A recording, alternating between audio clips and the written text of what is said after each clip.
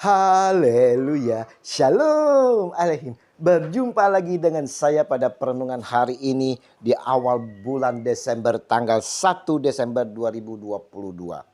Saudaraku yang terkasih, sudahkah kita mengucap syukur di pagi hari ini kepada Tuhan kita di dalam doa? Dan sudahkah kita saling memberi sapa dan senyuman kepada saudara-saudara kita? Mari kita awali perenungan pagi hari ini dengan tanda kemenangan kita dalam nama Bapa dan Putra dan Roh Kudus. Amin. Melakukan kehendak Bapa. Bacaan liturgi hari ini diambil dari Yesaya 26 ayat 1 sampai dengan 6 dan Injil Matius 7 ayat 21 dilanjutkan dengan ayat 24 sampai dengan 27. Saudaraku yang terkasih di dalam kasih Kristus, banyak sekali saudara orang mengklaim dirinya pasti akan masuk sorga karena telah melakukan peribadahan, berdoa sepanjang hari, berseru kepada Tuhan, berderma, pelayanan di mana-mana, mendoakan orang sakit, melakukan KKR dan pelepasan di dalam nama Tuhan Yesus. Bahkan saudara sepupu kita menyatakan mereka telah berjihad membela Allah, pasti masuk surga. Ingat saudara, apa yang disampaikan Tuhan Yesus dalam Injil hari ini. Bukan setiap orang yang berseru kepadaku, Tuhan, Tuhan, akan masuk ke dalam kerajaan sorga. Melainkan dia yang melakukan kehendak Bapakku yang di sorga. Matius 7 ayat 21. Apa kehendak Bapa saudara? Sudahkah kita melakukan kehendak Bapa? Kita semua tahu bahwa kehendak Bapa adalah firman Tuhan. Kehendak Tuhan dan tuntunan Tuhan semuanya dinyatakan dalam firman Tuhan. Tuhan mengungkapkannya melalui firman-firmannya kepada kita.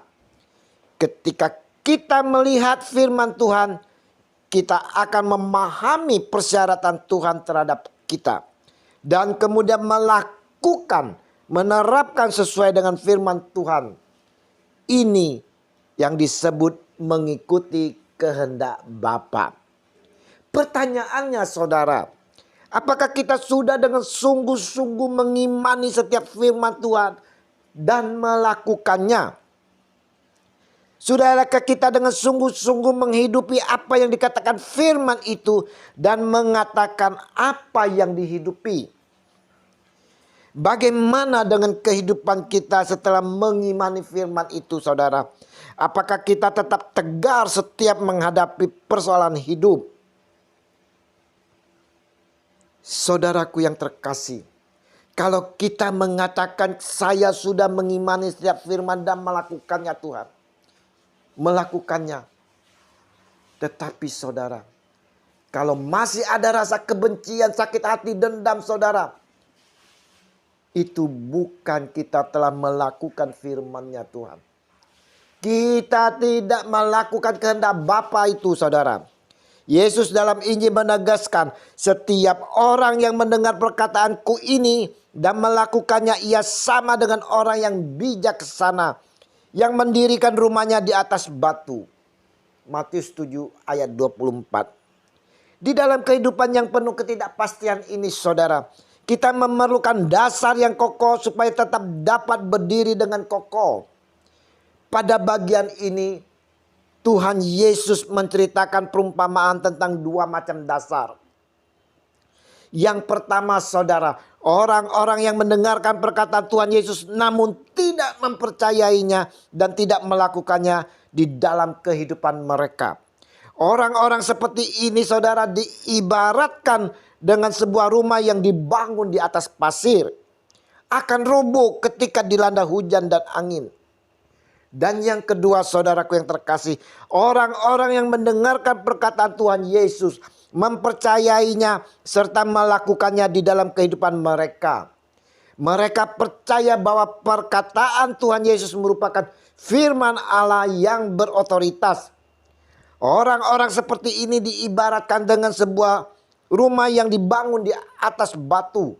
Rumah ini akan tetap kokoh berdiri walaupun diterpa angin dan hujan.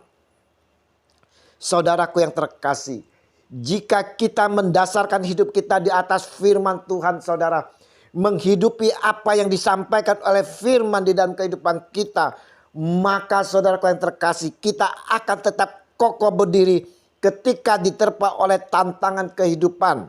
Di tengah segala ketidakpastian, masih ada firman Tuhan yang memberi kepastian di dalam hidup kita ini. Apalagi saudaraku yang terkasih, di ujung tahun ini saudara, banyak tersebar berita di mana kehidupan yang akan datang akan semakin gelap, saudara. Semua lini kehidupan akan menjadi gelap. Ekonomi akan hancur. Tidak ada lagi kesatuan. Dan apalagi banyak sekali saudara, bencana di mana-mana. Semua menjadi ketakutan saudara. Tetapi ingat saudara, ingat kalau kita mendasarkan hidup kita di atas firman Tuhan, menghidupi apa yang disampaikan oleh firman di dalam kehidupan kita, maka tidak ada lagi rasa ketakutan di dalam diri kita saudara. Karena pengharapan kita hanya satu, yaitu Tuhan kita Yesus Kristus, Sang Raja semesta alam yang telah hadir di dalam kelahirannya di palungan. Perkataan orang-orang yang pandai dan bijaksana mungkin baik saudara, tetapi itu tetap saja bukan firman Allah yang bisa kita sandarkan. Mari saudara-saudaraku yang terkasih, mulai sekarang saudara, kita mau jadikan gaya hidup kita untuk selalu membaca, mendengarkan, merenungkan setiap firman Tuhan. Kita mau selalu dihidupkan oleh firman saudara. Dan kita pun mau menghidupkannya di setiap langkah hidup kita. Ingat saudara, jadikan gaya hidup kita untuk selalu membaca, mendengarkan, dan merenungkan setiap firman. Jika kita telah melakukannya dengan sungguh-sungguh, surga adalah jaminan kita kelak saudara. Tuhan Yesus memberkati kita sekalian. Amin. Dalam nama Bapa dan Putra dan Roh Kudus. Amin. Shalom Aleihim.